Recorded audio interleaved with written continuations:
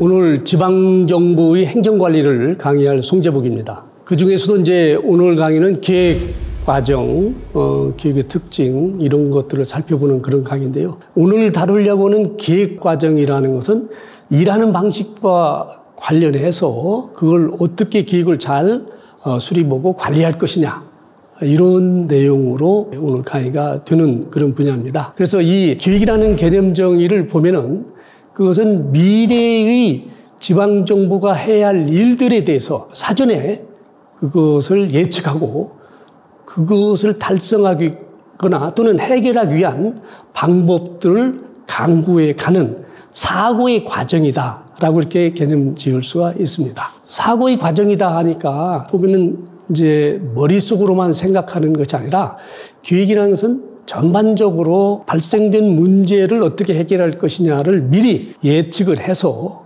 예상을 해서 그러한 문제를 해결하기 위한 또는 뭐 이슈들을 해결하기 위한 그런 지식 체계를 가지고 활용해서 분석해서 방법들을 찾아가는 일련의 과정이다라고 이렇게 지칭하기 때문에 이른바 사고 과정이다 이런 말을 합니다. 그렇다면 기획이라는 것이 과연 우리 행정에서 또는 일반 국민이나 시민의 입장에서는 필요한 것인가 이런 어떤 의문들이 생길 수 있습니다. 다시 말하면 기획을 통해서 미래 예측하고 일정한 방향으로 그런 인적 물적 자원을 투입을 한다면 기획이라는 굉장히 통제적인 거 아니냐. 결국에는 그것이 정부나 행정에서 그 목표 달성을 위해서 이 방향성을 가지고 통제해 가기 때문에 그것이 정부 유도지 국민이 원하는 것은 아니다. 쉽게 표현하면요. 그러죠? 그렇기 때문에 개인의 자유나 또는 개인이 이 자율성 이런 것들을 정부가 자기의 목표대로 억제하고 통제하는 그런 형태이기 때문에 기획이라는 것이 굉장히 통제적이다. 특히 자유주의 경제학자들 하이에크나 밀턴 프리드만 이런 사람들이 그런 입장을 취하는데요. 따라서 하이에크 같은 사람은 기획이라는 것은 노예의 길로 인도해 가는 길이다. 이렇게 해서 굉장히 반대합니다. 반면에 기획이라는 것은 정말 어려운 이제 개인의 어떤 빈곤한 생활, 궁핍한 생활, 어떻게 보면은 빈곤한 나라들의 삶의 질을 개선하는 데도 도움이 되는 거 아니냐.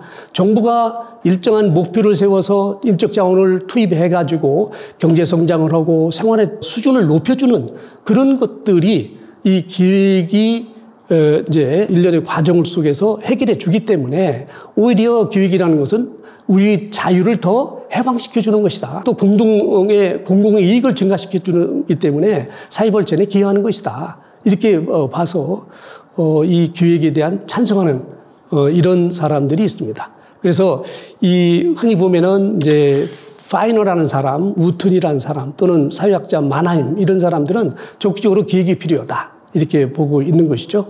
그래서 이 기획에 대한 어떤 필요성 이런 것에 대해서는 이러한 찬반의 입장이 있다라는 것을 여러분이 주지를 해주고 현실적으로는 우리는 경제성장 5개년 계획이라는 것을 1962년 제3공화국 이후부터 7차까지 수립을 해서 오늘 여러분이 우리가 잘 살 수 있는 그런 토대도 이른바 5개년 계획을 통해서 이루어졌다. 라고 생각하시면 교육의 필요성이 큰 거죠. 왜 이러한 중국이나 다른 이제 공산주의 국가 같은 경우 계속적인 교육을 수립하는데 우리는 7차하고 그 이후에 경제계획 수립을 5개년 계획 수립을 그만두느냐. 아까 말씀드린 그런 거죠. 정부 차원에서 인적 물적 자산을 정부가 세운 목표대로 이렇게 통제해 가고 투입되니까 민간 부분의 영역이 성장하고 또 민간 부분의 자율적인 그런 경제 활동들을 굉장히 제약하고 정부가 통제해 간다는 것이죠. 그러니까 민간 부분이 성숙한 단계에서는 구태여 정부가 그렇게 교육을 수립해서 끌고 갈 필요는 없는 것이다. 이른바 정부 차원의 자성 또 민간 부분의 어떤 요구 이런 것 때문에 우리도 경제 성장을 하는 과정에서 7차까지는 경제개발계획 5개년 계획을 세웠지만 그 이후에는 교육이라는 것을 세우지 않고 하나의 정부 차원의 지침 이런 형태로서 운영해 가고 있는 그런 것이 현실입니다. 이게 중앙정부 차원에서 이렇게 볼 수가 있는 거죠. 자, 그렇다면은 계획이라는 것이 현실적으로 어떤 과정 속에서 이루어지느냐. 우리가 중앙정부의 기획도 있고 지방정부 차원의 기획이 이루어지는 과정들이 있는데, 일반적으로는 우리가 지방정부에서 도단이나 또는 시군구에서 보면은 기획을 전담하는 부서가 있는데, 각 해당 사업 부서들, 지원 부서들이 내년도 어떤 사업을 할 것이냐. 거기에는 신규 사업도 있고 또 지속 사업이 있죠. 그런 것에 대한 나름대로 부서 차원의 계획을 짜서 기획총괄부서로 보냅니다. 그럼 기획총괄부서에서는 그걸 전반적으로 검토해서 내년도에 그 예상과 부합해서 예산을 거기에 반영을 해서 어떤 사업을 할 것인지 안 할 것인지를 결정을 한 뒤에 그 다음에 해당 부서로 그 사업과 예산이 내려갑니다. 그렇게 해서 계획된 것이 이제 추진해 가는데요. 이러다 보니까 실무 차원에서 봤을 때 계획이라는 것이 어떤 과정 속에서 이루어지느냐 이런 것을 이제 조금 우리가 이제 연구하는 사람들이 단계로 좀 나눠봤습니다. 그래서 협의적인 차원, 즉 각 부서들이 계획을 수립하는 과정이라는 것이 첫째는 몇 개의 단계가 있는데 목표를 설정하는 단계가 있다.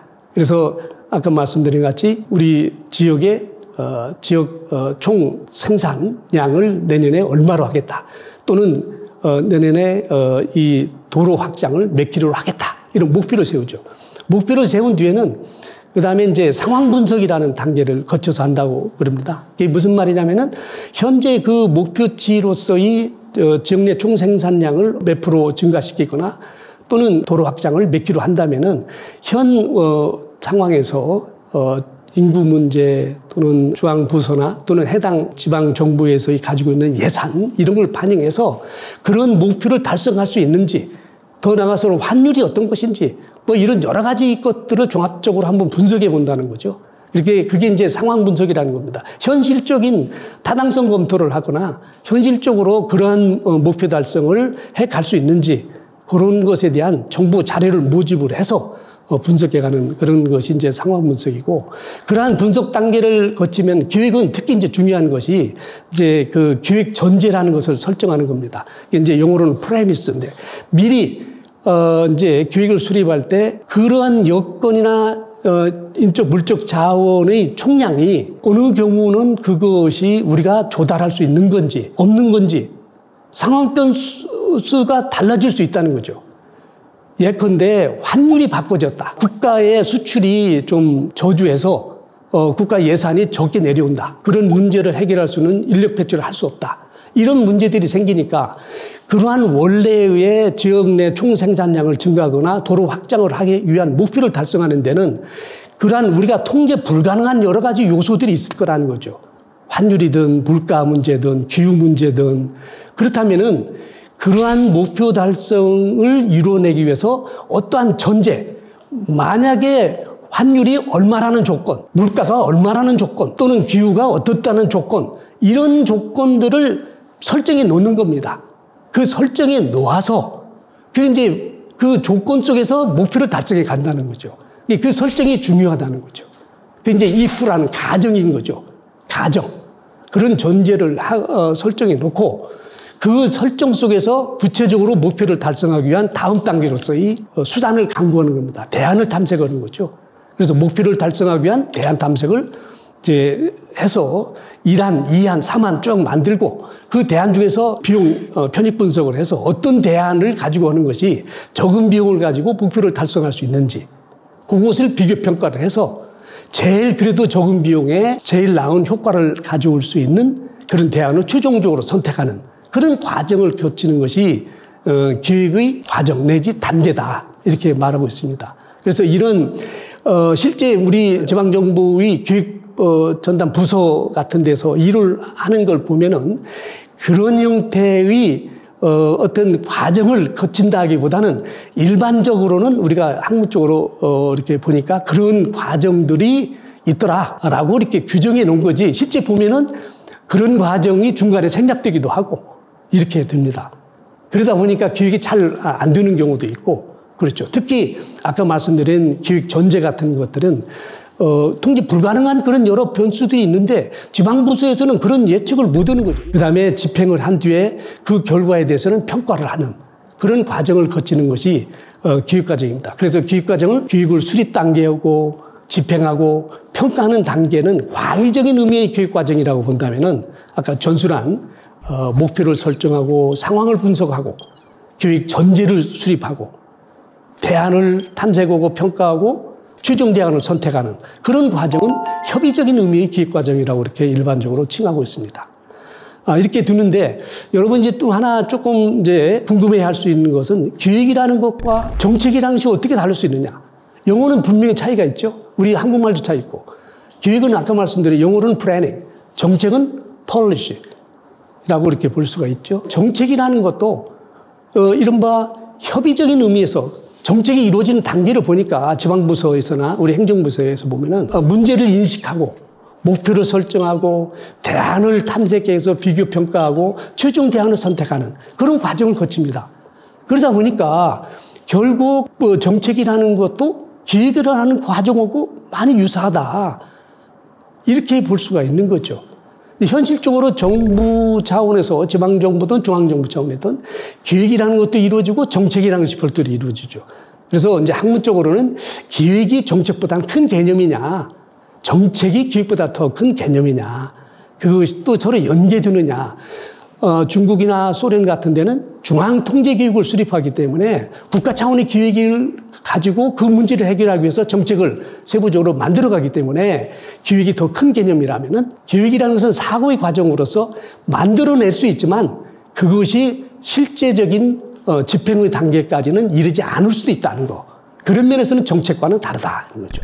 그래서 정책은 굉장히 실천적이고 문제 해결적이고 또 행동 지향적인 그런 어떤 특성을 가진 데 대해서 교육이라는 것은 사고 지향적인 통제적인 그런 특성이 강하다 이렇게 아시고 또 한 면에서는 교육이라는 것은 굉장히 중장기적으로 일반적으로 많이 수립되는데 정책이라는 것은 중장기적이기보다는 당면한 문제를 해결하는 이런 면에서 교육과는 참 구분이 확실히 된다. 이렇게 여러분이 기억하시면 될 것 같습니다. 자, 그렇다면 우리나라 지방정부에서의 교육이 어떤 특징이 있느냐 간단히 말씀드리면은 첫째는 우리나라 지방정부는 계획이라는 것은 이른바 모든 이제 부서의 사업을 기획 전담부서에서 아까 말씀드렸듯이 총괄하고 있습니다. 그래서 기획이 이제 전담부서에서 하기 때문에 전담부서는 기획을 수립하는데 유능한 사람들이 와서 그런 사고 체계를 거쳐서 많은 정보를 가지고 분석을 해서 미래를 지방정부가 해야 할 일들을 짜내야 한다는 거죠.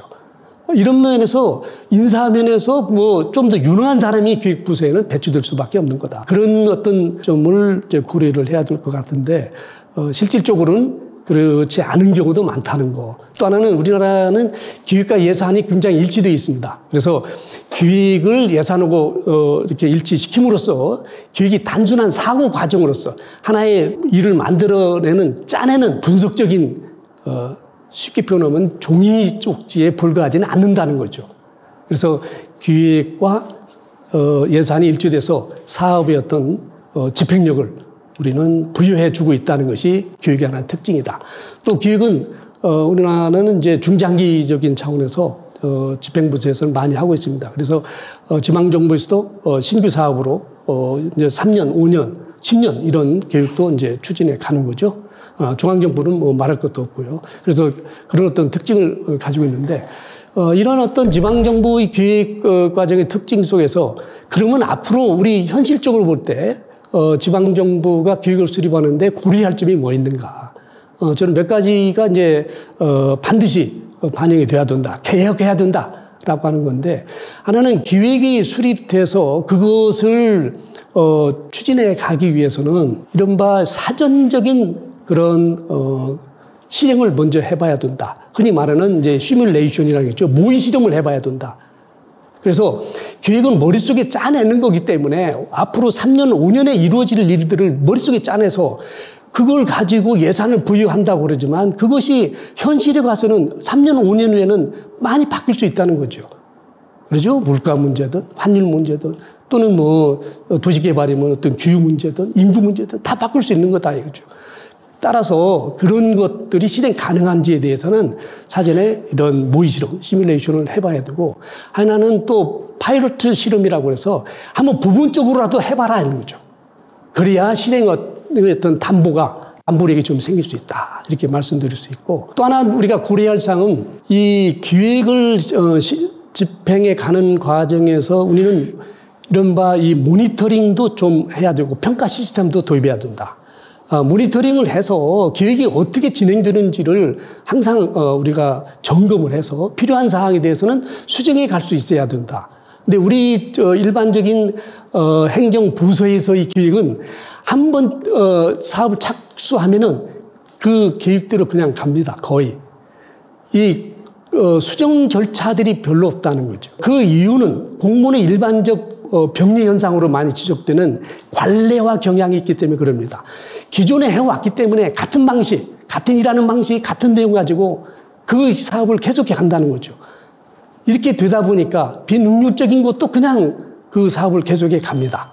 이것은 혁신이 안 된다는 것도 그런 거고 예산 낭비가 많이 초래한다는 것도 지방정부에서 많이 발견되는 거죠. 이런 수정장치가 없기 때문에 그렇더라. 그래서 기획이 제대로 집행의 성과를 나타내려면은 그런 수정장치를 둬서 필요할 때는 바로바로 이제 기획이 수정이 돼서 대응해 가는 그런 형태로 가야 된다. 더불어 거기에 이제 이런 평가 시스템도 돼서 이런 사전적 평가도 해야 되고 사후적 평가도 되고 그래서 평가 결과는 단순하게 우리는 일부 지방정부 같은 거 평가는 하지만 그 평가에 그친다는 거죠. 그것을 다음 연도에 또는 다음의 사업계에 반영을 해서 무엇이 잘못됐고 어떻게 하니까 잘 되는지 그런 것에 대한 내용 지식들을 가지고 실제 다음 연도 사업이나 다음 연도 중장기 계획에 그걸 반영을 해야 한다는 겁니다. 그렇게 함으로써의 이런 오차가 줄어들 수 있고 행정의 비능률성을 줄일 수 있고 한면에서는 효율적인 그런 기획 목표 달성이 되는 거고 더 중요한 것은 그렇게 함으로써 계획하는 사람들의 공무원의 능력이 많이 향상될 수 있다는 거죠. 그래서 공무원의 능력 향상 이런 또는 학습이라는 이런 차원에서도 그런 기획에 대한 평가 시스템, value 시스템, 피드백 시스템이 많이 지방정부에서 작동이 돼야 된다. 이렇게 말씀드릴 수 있을 것 같습니다. 이렇게 볼 때 우리가 지방정부 차원에서는 기획에 대한 중요성 이런 것들을 앞으로 잘 인식을 하고 기획은 전체적인 지방정부가 할 일에 대한 틀을 짠다는 차원에서 많은 정보, 지식 또는 노하우 이런 걸 동원해서 해야만이 우리가 지방정부의 행정 능력도 발전되고 또 지방정부도 이런 주민이 원하는 그런 서비스를 제공하고 지역개발도 잘 이루어질 수 있다. 이렇게 말씀드릴 수 있을 것 같습니다. 오늘 강의는 이걸로 마치겠습니다. 감사합니다.